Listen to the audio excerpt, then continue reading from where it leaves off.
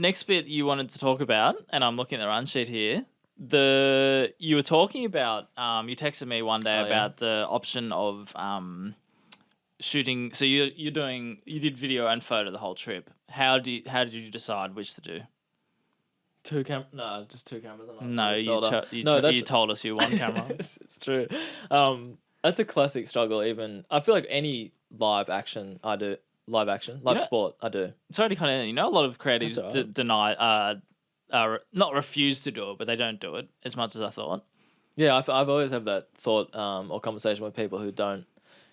Actually, it's more if they don't do it and they tell me they can't do it, the next person I talk with about that topic, I'm like, yeah, that's right. I was just talking to someone who said they don't do video even though they can do photo. Anyway, I find that... No. I mean... Is that what you mean? No, I mean, so if you're a hybrid shooter, like if you do videography and photography, and some people, like, I think they're very strict on, I can do both, but I'm not going to do both during a basketball game, for example, because like they're very big on, which I agree with to a point, that you're not going to get the best video output if you want me to capture both, because there has to be a choice to be made.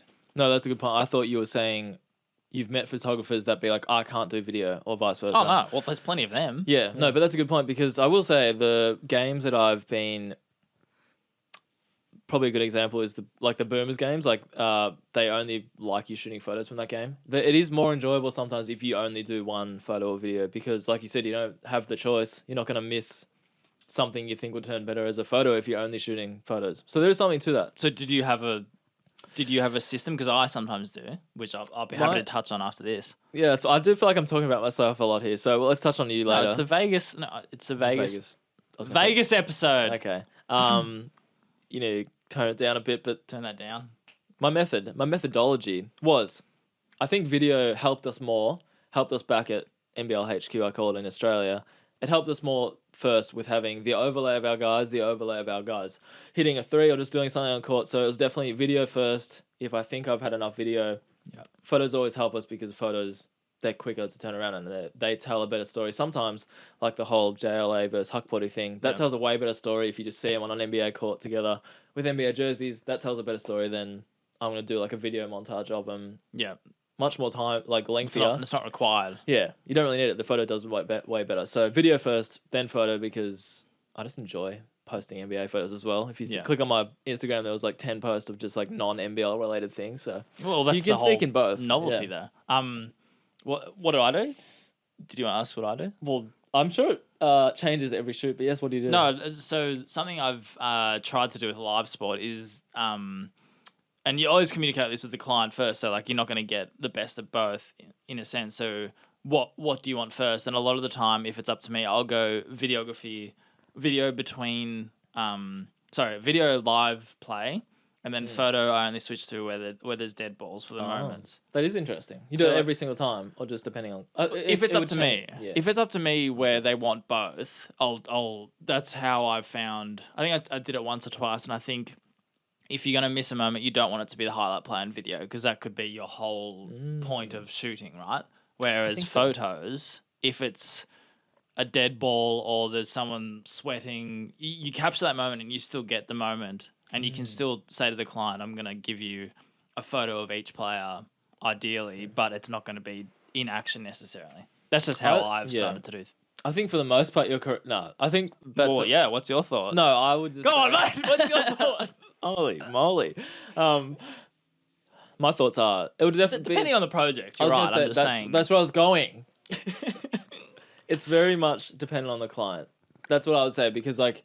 If the client values photography and you see on their website and their socials and stuff, and that's a big thing of like you said, live play, if someone dunks, I'm always going to go back to basketball, by the way, but soccer, if someone's kicking a goal and you see the celebration, that's like what their brand really aligns with that moment, photography wise, I feel like it would depend on each project and each client, but I reckon the video thing, live play and photos during more dead balls.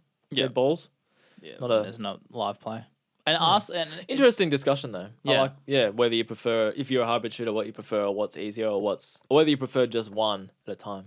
I think it's definitely easy to communicate that you're going to get the best value doing one at a time, and just ask the client what is your purpose, and then you make just ask them. Over communicate. Communication is the key to life. I will say that my biggest skill working for 2 Times Greater full time is communication. You haven't I'm replied to hot my on like, those emails. No, it's good. I You can't be like. There's definitely an element if you're over the top, you might scare off people, but it's definitely better to over communicate. Just buy them every second. Hey, if you sent me an email, you're getting one back within 3 minutes. Yes, exactly. No, but it is a big. I think it's a big part to make people relate to you and warm to you as well. But the whole photoverse video thing, touching on that, you really do kick yourself when you miss moments on one or the other. Like I've done the amount of times. But I'd argue video. You wouldn't like. I'm not gonna using basketball. I would be less annoyed at missing a highlight dunk on photo than video, or highlight block. What if someone's like celebrating? Yeah, the celebration's a good one. I'd rather. Sorry, I haven't finished my example. No. I was gonna say we should actually break it down. What you'd actually rather get. So highlight play. What would you rather? This changes for me every time. No. Just give me an answer. What's the highlight? A highlight basketball play. What would you rather, video or photo? Lots of highlights. The actual play. Lots of plays. No, this is fun. No, but depends what it is. If it's a game winner, okay, a game winner, probably video. But in saying that, give me an answer. This is what you do on Shooters podcast. Probably, you don't give a proper answer. Plug. I think it actually depends. Give me an answer. I did. Game winner, you're going to tell me you'd rather get a video. photo of a game winner. No, I think video. You. Celebration. Yeah, and I can... No, video. You want a video celebration. Yeah. I'd rather photo. But a celebration or the actual moment. Good discussion. The celebration, I'd rather a photo. The game winner, I'd rather a video. The reason I sit on the fence is because I could talk myself into both right now. Yeah, fair enough. But my example was, if you had a celebration, but the celebration was the person celebrating and then people walk in front of the camera, you'd be kicking yourself if you got that on video and not photo, because the photo would be like, bam, here's a celebration. The video would be like, damn, I can barely see that. And it would tell a much better story. That's the beauty of it.